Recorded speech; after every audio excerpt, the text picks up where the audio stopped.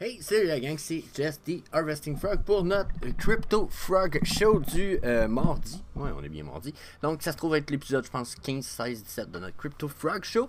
Petit épisode, en fait, tous les jours, 5 jours semaine, lundi au vendredi, où est-ce qu'on va regarder des prix crypto. C'est généralement, on fait le tour de du Bitcoin, Illuvium, on va aller voir Zilliqa, XRP, Ethereum, etc.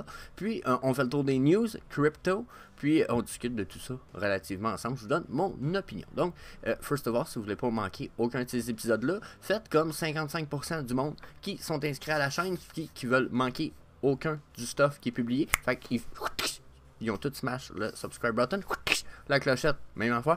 Puis ensuite, il y en a quand même une bonne partie, je vous dirais 15 à 20% qui viennent me rejoindre sur la famille crypto. Je vous invite là-dessus, gratuit, groupe privé où Facebook nous sert à poser des questions, partager du stuff ensemble. Les content creators sont les bienvenus à partager leur stuff, donc, etc. Donc, that's it. Faut aller au disclaimer, disclaimer time. Donc, la gang, notre Financial Advice, on ne fournit aucun conseil personnel financier ou d'investissement. Tout le contenu qui est fourni par moi ou par l'équipe est uniquement à des fins de divertissement. Vous devez toujours faire vos propres recherches et vous devez toujours consulter un expert financier avant d'investir. Merci. Donc, la gang, pour notre première news à propos de nos crypto news, en fait, notre première news, c'est quand même sensiblement un peu intéressante dans la mesure où on parle de Shiba Inu qui prépare leur Layer 2, parce que pour ceux qui ne savent pas, Shiba Inu est une crypto qui est basée sur Ethereum. Donc, en appliquant leur Layer 2, ça va leur permettre de mettre leur DEX par-dessus, leur DAO, ça va leur permettre même de mettre leur Metaverse au-dessus de leur Layer 2, ce qui va leur éviter beaucoup de frais de frais de transaction, des frais de transfert, etc.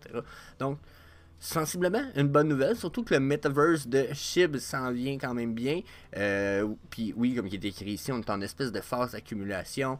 La plupart des tokens du Layer 2 vont être utilisés pour le Metaverse, comme les Bones, puis le Leash. Il y a aussi des LAN qui, les premières, ça va être vendu en 3 shots si je ne me trompe pas, puis la première shot va être vendue en Ethereum, puis ensuite les deux autres releases risquent d'être vendus sur le Layer 2 de Shiba Inu, ce qui va permettre de payer en Leash et en Bones pour ceux qui sont comme moi, qui ont staké déjà il y a 6-8 mois. Vous avez quelques Bones qui ont popé dans votre wallet tranquillement. Donc là, pour l'instant, les Bones valent... attendez un peu, on va aller voir ça rapidement, là. Donc on a les SHIB qui valent 0,000024, puis on a les leash à 1395, puis on a les bonds à 60 sous du bonds. Donc les bonds ont déjà monté genre à 2,50, 7 et quelques, qui ont même monté plus haut. Donc quand ça va devenir quand même pas mal plus sérieux, d'après moi, les bonds vont quand même reprendre en valeur à monter au moins à 5-10$. Donc pour ceux qui ont des bons, ça pourrait éventuellement être très intéressant. Puis ben, même chose pour les autres cryptos du projet Shiba Inu. Donc petite parenthèse intéressante, si vous voulez mon avis, sans pour autant être une nouvelle de fou. Pour ceux qui ont du Shiba Inu, ça annonce qu'au moins le projet ne meurt pas. Donc on sait que la plupart des meme coins, même 60 à 70% des projets crypto de 2021-2022 vont finir par mourir, comme qui est arrivé en 2016, 2017, 2018, parce que la plupart des projets en sont morts ou s'ils sont encore vivants, ça traîne dans l'œuf, puis c'est pas prêt d'éclore trop. Donc, espèce de situation, ce que beaucoup croyaient que Shiba Inu allait nous faire ça. Pour l'instant, c'est pas le cas. Pour l'instant, on a des bonnes nouvelles. Le DEX de Shiba Swaps fonctionne. Ils vont aller sur un Layer 2. Ils vont avoir un DAO, le Metaverse. Donc, juste des bonnes nouvelles. Donc, why not? Petite parenthèse là-dessus, je trouvais quand même sensiblement intéressante. On va aller voir prochaine news à propos d'Elon Musk. Donc, après tout ce qui vient de se passer, on a le PDG de Twitter qui affirme que Elon Musk ne souhaite pas rejoindre le conseil d'administration. Donc, pour vous faire un résumé, il a été posté ça disant justement que Elon allait venir à un rendez-vous des membres du conseil, ok, pour faire ça, puis il allait venir faire un tour officiel. Puis il a été annoncé le matin même que finalement il ne comptait pas participer au, au conseil d'administration, mais les raisons n'ont pas été dévoilées. Sauf qu'il garde pour l'instant c'est 9,4% je pense que c'est d'actions de Twitter, ce qui permet de, encore une fois, c'est lui le plus gros shareholder pour l'instant, donc c'est comme si c'était lui qui avait le plus gros pouvoir de décision, mais il nous dit là présentement, oh, je n'irai pas participer aux décisions. Donc, il laisse la team de Twitter fonctionner comme elle est là. La team, lui dit, nous apprécions toujours les commentaires de nos actionnaires qui siègent au conseil d'administration ou non. Donc, jusqu'à un certain point, sans avoir à conseiller, sans avoir à se présenter au conseil d'administration, j'ai bien l'impression que Elon risque de laisser beaucoup transparaître des désirs par son Twitter et les envoyer probablement à ceux qui travaillent avec lui dans Twitter. Puis ça risque de le protéger aussi de se faire bannir. Puis il a amené certains points intéressants comme le fait que, là ici, c'est pas dans ce tweet-là, mais j'ai trouvé intéressant le fait qu'ils disent que tout le monde qui paye pour Twitter Blue devrait avoir accès à un Blue Check Verification Mark. Puis j'étais comme... Ouais, c'est vrai, moi je paye mon Twitter Blue, j'aimerais savoir mon verification check, genre sur mon Twitter sans avoir à faire la demande puis que ça devienne super laborieux, parce que là comme c'est là en plus, je peux même pas faire la demande malgré tout ça. Donc un peu décevant, mais quand même jusqu'à un certain point, bonne nouvelle, pas de mauvaise, puis bonne nouvelle pareil, dans la mesure où que s'il donne pas toute son énergie dans Twitter, ça veut dire qu'il y a sûrement d'autres projets qui vont sûrement nous popper d'en face. Je vous en ai parlé dans la vidéo d'hier. Il travaille avec Jack Dorsey, qui est l'ancien créateur, un des créateurs de Twitter, qui a lâché dernièrement. On aurait dit qu'Elon il a juste repris ses parts finalement. Il travaille avec lui, puis avec Block. Pour bien des affaires ensemble, là, pour une usine de mining, de bitcoin écologique, puis etc. Donc, allez voir la vidéo d'hier, s'il y en a qui... le Crypto Frog Show d'hier, j'en parle. Il y a des affaires qui bougent en sacrifice, là. Donc, j'ai l'impression que là, pour lui, c'est une assurance de ne pas se faire crisser dehors de Twitter. Déjà. Peut-être l'avantage de changer un peu, puis de décentraliser peut-être la liberté d'expression dans Twitter, mais je pense qu'il y a super un paquet de bonnes petites raisons pour lui d'avoir fait ce qu'il fait là, surtout de ne pas participer au conseil d'administration. Donc, ça, c'était ma petite part là-dessus. Sinon, je pense qu'on va aller parler de Mastercard qui décide, qui se lance quand même officiellement dans le monde des NFT. Donc, encore une fois, je pense que c'est à ne pas négliger pour ce qui est de la prochaine news. Donc, la gang Mastercard qui dépose 15 demandes liées au Metaverse. C'est des demandes de brevets et etc. liées au Metaverse pour des NFT, token non-fungible, auprès des bureaux américains, des brevets et des marques de commerce. Donc, jusqu'à un certain point, regardez ici. Daté du 7 avril, les dépôts comportent plusieurs fois la mention du Metaverse. Les documents évoquent notamment une carte de crédit virtuelle. Donc, un NFT qui va être votre carte de crédit. C'est un peu spécial, mais une carte de débit virtuel, une carte virtuelle prépayée et des transactions par carte de paiement virtuel dans le Metaverse. Donc, ça s'annonce style carte de crédit pour Metaverse, pour gens dans le Metaverse qui va servir probablement juste pour des choses dans les Metaverse. Encore une fois, ça sonne une super bonne nouvelle. C'est comme si vous disiez, ben là, moi je te donne une carte de crédit 10 000$ dans le Metaverse. Tu peux en faire ce que tu en veux tant que tu me repayes à la fin du mois. Mais c'est bon juste pour le stock dans le Metaverse. Donc, ça pourrait être crissement intéressant jusqu'à un certain point. Ça peut être dangereux aussi, mais quand même intéressant. Donc, l'entreprise souhaite également organiser des événements liés à la finance. Il parle de partir un logiciel de e-commerce, donc probablement un NFT market. Plein d'affaires pour Mastercard Super News. On en parle dans 2 des posts du jour. Donc, à ne pas négliger la gang Mastercard qui se lance. Moi, je l'ai dit, j'arrête pas de le dire, en fait, il y a 2 choses qui font que, 2 à 3 domaines qui font que là, on va voir que le monde de la crypto va être adopté ou pas. C'est quand les banques, les assurances, puis toutes les autres institutions financières se lancent. Mastercard, Visa, Goldman Sachs, peu importe ce que vous voulez, ils se sont tous lancés. Ark Investment, hier, avec Cathy Wood, qui a pris tout son investissement dans PayPal. C'est pas arrivé hier, c'est arrivé la semaine passée, mais c'est hier qu'on a parlé dans mon vidéo. Elle a pris tout son investissement dans PayPal. PayPal, quand même gros en théorie. PayPal, elle a fait fuck it, envoie ça moi dans Blocks avec Lightning Network, puis let's go. Ça, elle dit ça a plus de potentiel, c'est l'ancienne version, c'est le web 2.0, puis ils n'ont pas l'air de vouloir évoluer assez vite, donc on va miser sur ceux qu'on croit qui ont le plus potentiel de performer puis de faire de l'argent. C'est de même ça marche un fonds d'investissement, puis c'est ça Ark Investment, c'est des fonds d'investissement qui investissent avec l'argent de des gens, puis qui leur font faire des profits selon l'investissement qu'eux choisissent. Donc, je comprends l'idée d'aller PayPal, puis d'aller dans Ark Investment, ça fait plus de sens pour moi. Donc, pas d'aller dans Ark Investment, mais aller dans Block, Lightning Network, puis etc. Donc, pour moi, l'adoption, tous ceux qui sont pas crypto en ce moment, si vous êtes pas crypto en ce moment, vous êtes un des premiers vidéos que vous écoutez, manquez pas le bateau, vous allez être en retard. Là. Dans 5 ans, 5 à 10 ans, vous allez faire « Oh, tabarnak ». Genre, vous seriez probablement vous auriez plus d'opportunités de choix dans 5 ans si vous faites le choix d'investir dans la crypto cette année que si vous attendez dans 5 ans. Dans 5 ans, vous dites, ouais, mais moi, dans 5 ans, j'aurai 50 000 à investir là-dedans. Oui, mais ton 50 000 que tu as à investir là-dedans, si tu investirais 5 000 cette année, tu risques d'avoir plus à investir dans 5 ans que le 50 000 que tu prévois. Donc, imagine que tu peux économiser. Tu me dis, dans 5 ans, tu vas avoir 50 000. Good. Ah, tu vas avoir 45 000 dans 5 ans. Fais juste arranger de mettre 5 000 dans ton investissement cette année. Puis, on en rejase dans 5 ans. OK? Checkez bien ça. Le gars va avoir à peu près l'équivalent de pas mal plus que son 5 000. Puis, il va avoir plus que 50 000 au bout de 5 ans. Parce qu'il va avoir mis 5 000 au début. Donc, juste là, ça pourrait faire une différence. Puis, notre financial advice, vous savez, vous avez écouté le disclaimer au début du vidéo. Si c'est pas fait, vous allez y retourner. Mais, vous savez, pour ceux qui sont dans le monde de la crypto, vous savez, j'ai raison. Vous savez, j'ai raison.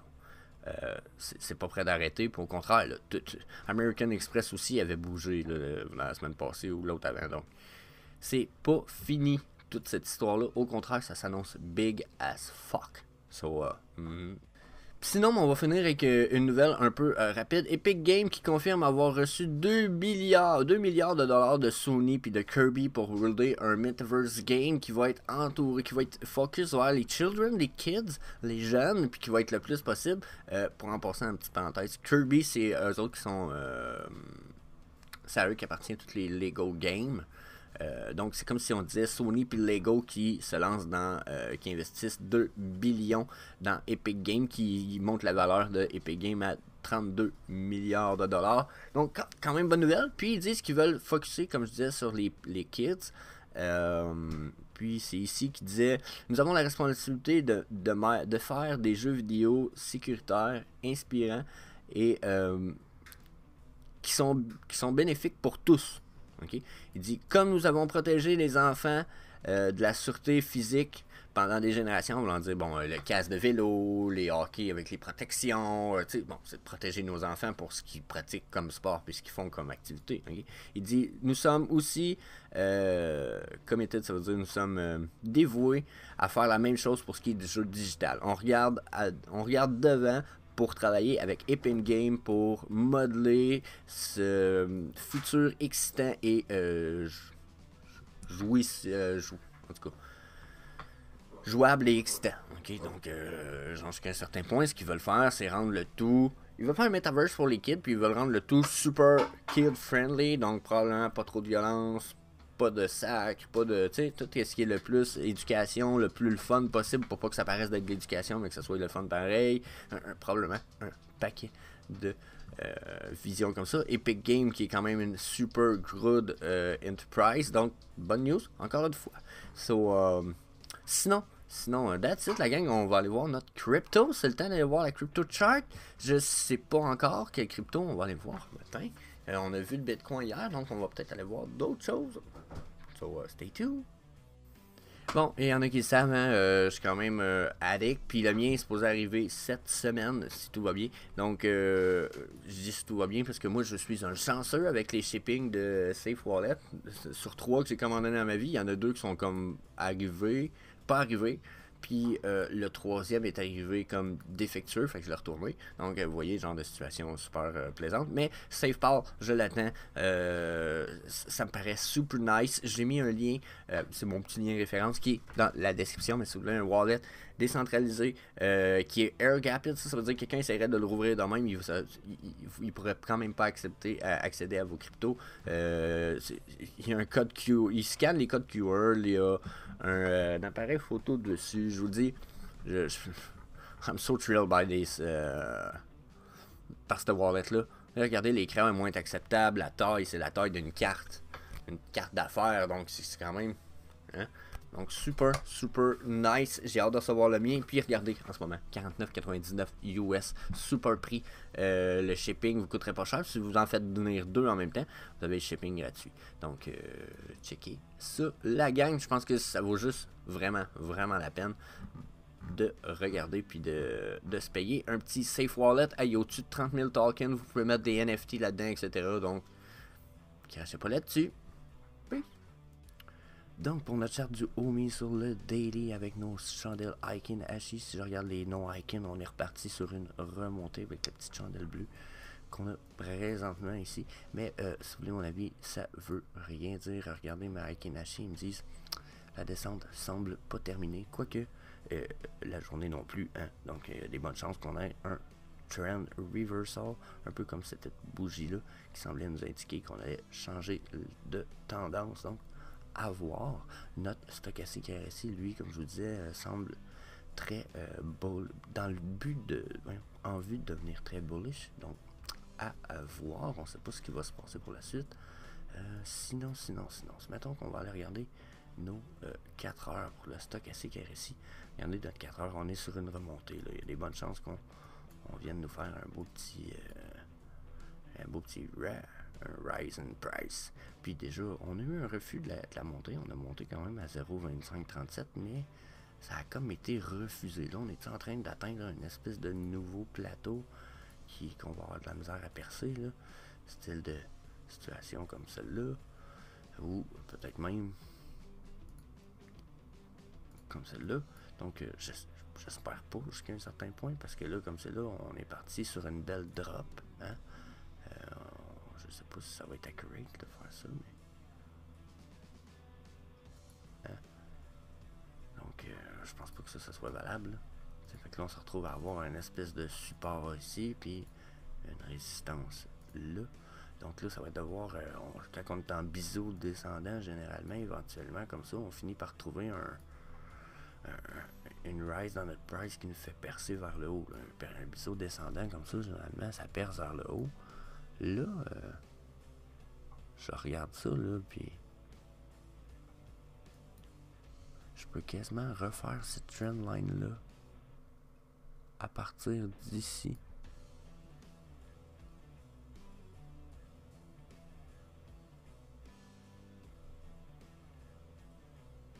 Ça le faisait quasiment... Ah, je pense que j'en ai une d'autre là qui arrive dessus.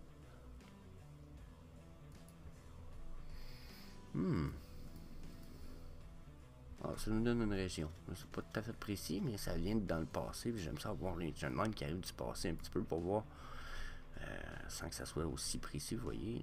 Celle-là, elle se trouve être un peu plus sur mes tops, mais ce que je cherche, c'est des régions, personnellement. J'aime avoir une région comme ça. Okay? Donc, quand je vois ça, je me dis, bon, là, on est probablement perdu pour descendre. Ça fait un bon bout qu'on est sur ce biseau-là, en plus. Hein? Peut-être qu'on pourrait même, justement, émettre le point que ça se trouve être notre biseau plus que autre chose, quoique ça aussi, ça aurait pu calculer comme notre biseau, parce que, regardez, ça nous démontrait même probablement que on a une nouvelle résistance. Là. Donc, si ça ici, ça se trouve être la ligne verte, là, ça se trouve être ma résistance au lieu d'être l'espèce de support que j'y avais mis comme ça. Je vous dirais que la remontée va être limitée. On va redescendre le 0,22 dont j'ai parlé depuis une couple de jours. Là. Attendez-le, là. On s'en va là. C'est parti papy. Mais avant ça, on a une remontée stochastique RSI, il semble quand même très clair. Mais on est parti déjà. On est parti, on a monté quand même haut, malgré qu'on a rechuté. Donc, Ça se pourrait que ça zigonne dans le bas. Hein? On va retourner daily. Ah non, c'est ça, j'ai oublié. Ben, on va rester daily, mais on va regarder nos EMA. Ils nous disent quoi rapidement? Oh, encore très fané. Aucune indication présentement du EMA sur le daily, comme de quoi qu'on changerait de tendance. Au contraire, je vais effacer les trendlines 2 minutes. On va aller voir nos EMA sur les 4 heures. Ils nous disent ils nous disent pas quelque chose de très bon. Personnellement, ils nous disent que probablement qu'on va aller taper dedans. Mais je pense pas qu'on va percer ça. Regardez ce que ça a fait la dernière fois. Les EMA me disent qu'on va avoir la remontée du stochastique, là, ce qui va nous remonter probablement ici, mais ça risque d'être refusé dans ces niveaux-là. Là. Donc attendez-vous à ce que ça remonte à 0,26, 27 pour après redescendre probablement dans les 0,24, 22. D'après ce que ça me dit, du moins de prime abord. Là, je vais aller utiliser les indicateurs automatiques ou semi-auto, plus qu'automatiques. On va mettre notre Ultimate MACD. Ultimate MACD qui se trouve à nous donner un downtrend move, mais qui est en train de casser son downtrend move. Il perd de la puissance un petit peu. On n'a pas eu le droit à une grosse vague. Hein? Donc, je m'attendais à une pas mal plus grosse vague. Ça, on semblait écartier. Est-ce qu'on va vraiment casser ou on va se faire une deuxième vague, un peu comme on l'a fait ici? On semble faire des doubles vagues depuis quand même un bon moment, là, sauf ici. Et ici, ça c'est double vague, ça. Une, deux, 3 vagues, donc une. On en refait-tu une autre? Ça va-tu... Comprenez-vous ce que je veux dire? On va-tu juste venir bouncer ici, puis faire une un mini pop in the price? J'ai l'impression que c'est ça qui va arriver pour l'instant. On est sur quoi? Sur 4 heures, on va aller voir Daily. Daily nous disait uptrend bientôt terminé. Si la uptrend est terminée bientôt sur le daily, c'était pas une belle uptrend, ça, hein? C'était même super bearish uptrend. Donc là, si le daily me dit qu'on continue ça, ça sera pas beau tout à l'heure. Moi, je vous le dis, là. Oh my god.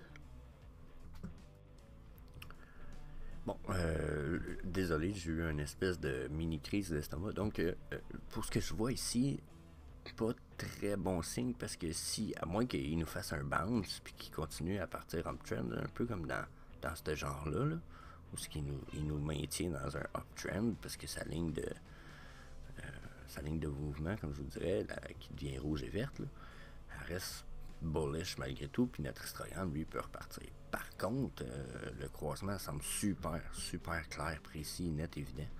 Donc, selon moi, là, si on repart dans le trend, on repart solide, ça va faire mal.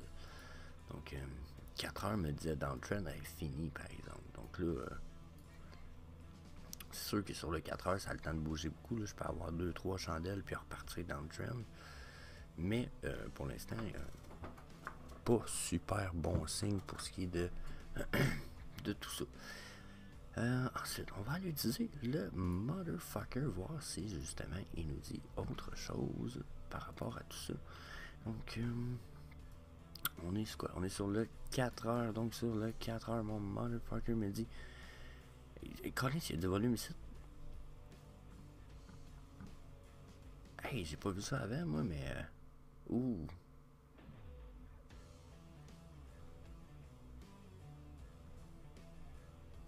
Ça, c'est des whale manipulations. Ça là, c'est des downtrends provoqués, ça. J'ai l'impression qu'il y a des whales qui s'amusent un petit peu, là, parce que là, ils nous annoncent une uptrend. On est peut-être en train de vouloir la commencer, mais en même temps, regardez comment ma ligne verte pointe vers le bas. Je suis sur du 4 heures, donc la uptrend, si on en a une, elle sera peut-être pas encore explosive, mais on a un bon volume, là. Quoi que ça a été refusé. Malgré le fait que c'est les Bulls qui ont gagné, ça a été refusé pour l'instant. Ma mèche, ben je dis refusé. Il y a un trend reversal. C'est drôle de dire qu'il y a un trend reversal suivi d'un trend reversal. Mais bon, il reste 2 heures à faire cette chandelle-là. Peut-être qu'on va avoir droit à quelque chose, mais un trend reversal de la downtrend, ce serait uptrend. En souhaitant que ça arrive un peu. Sinon, pas bon signe pour le homie, ça pourrait descendre plus bas. Puis même sur le daily, on est super. Oh, ok, sur le daily aussi, on va se préparer pour un uptrend. Puis weekly aussi, oh, ok. Fait que là, wow, ça semble un bon prix d'entry, ça veut dire. C'est le genre de situation où on se fait une entry, puis généralement, ça devient quand même profitable. J'ai plusieurs time frames qui me l'indiquent. Ça pourrait être bon signe, la charte pourrait être bonne. Moi, j'avais vraiment un feeling qu'on allait dropper, mais là, hop, hop. Sur le 3 heures, on est encore...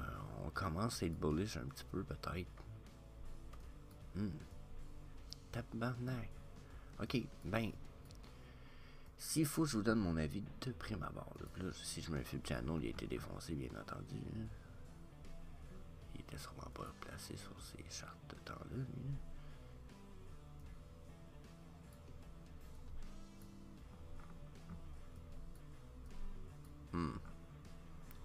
Mon feeling, c'est qu'on est probablement sur notre bottom, là.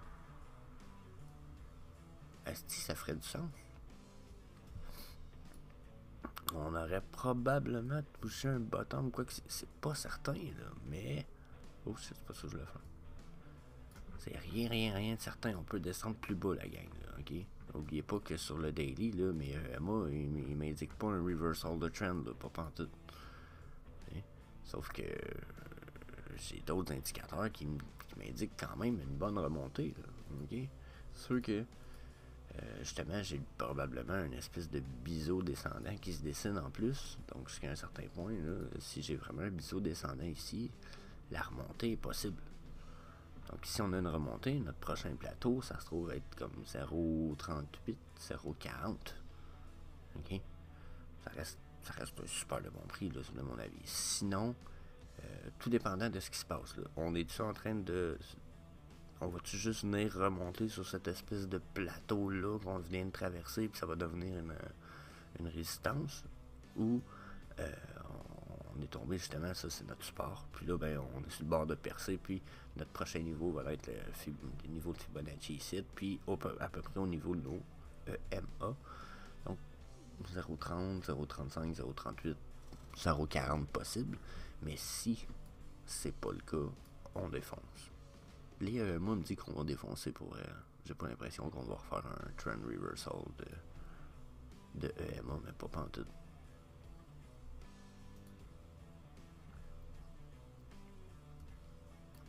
Puis, bon, on va essayer de voir. On va enlever des trucs, mais on va utiliser une bonne vieille approche avec du bon vieux fib. On va s'en mettre un tout frais, tout neuf, voir. Donc là, si je suis parti de 2, je suis descendu, je suis monté, est-ce que ma descente là, à quel niveau je viens d'arriver à peu près? Juste écrinquer un peu. Je pars de là. Je m'en vais là. Puis mon top, ça a été celle-là. Donc là, au niveau de 0.5 qui est juste là. Ok? On va enlever les putains de trendline. Arrêtez de se fucker. Oups, c'est pas ça que je voulais faire non plus. C'est ça. Donc, vous voyez, on serait probablement... J'ai-tu mis mon top trop haut? Je vais aller voir si je mets mon top plus bas, voir si des fois... Parce que selon moi, il peut être plus relevant parce qu'il touche 2 tops. Puis ça fait juste redescendre, mon 0,5. Donc, je le laisse en haut. Donc, pour moi, là, regardez comment que 0,22, là, c'est dans ma prochaine étape. J'ai l'impression qu'on va finir par y arriver, là. On commence à avoir des bons volumes en rouge. Par contre, ça me dit qu'éventuellement, on va avoir une vague verte dans nos volumes. Là. On n'est jamais tout le temps juste rouge pendant des milliers d'années. C'est sûr qu'on va avoir des fois, regardez, rouge. On a juste des petits flashs verts. On va tout juste avoir un flash vert? Je sais pas. Mais je sais que le prochain niveau qu'on descend, c'est 22. Puis après, ça peut aller... après, ça pourrait aller super trop bas. C'est mon avis. Mais... je suis perplexe à matin. Quasiment comme mes collectibles. Ça va-tu monter? Ça va-tu descendre? Elle sait pas. C'est une méchante bonne question. Pour le moment, là. J'ai l'impression qu'on a peut-être tombé sur un plateau. Mais en même temps, I don't fucking know. Okay. À ce prix-là, ici, là, le plus bas qu'on a touché, là, c'est qu'on a été faire une espèce de double bottom ici, là.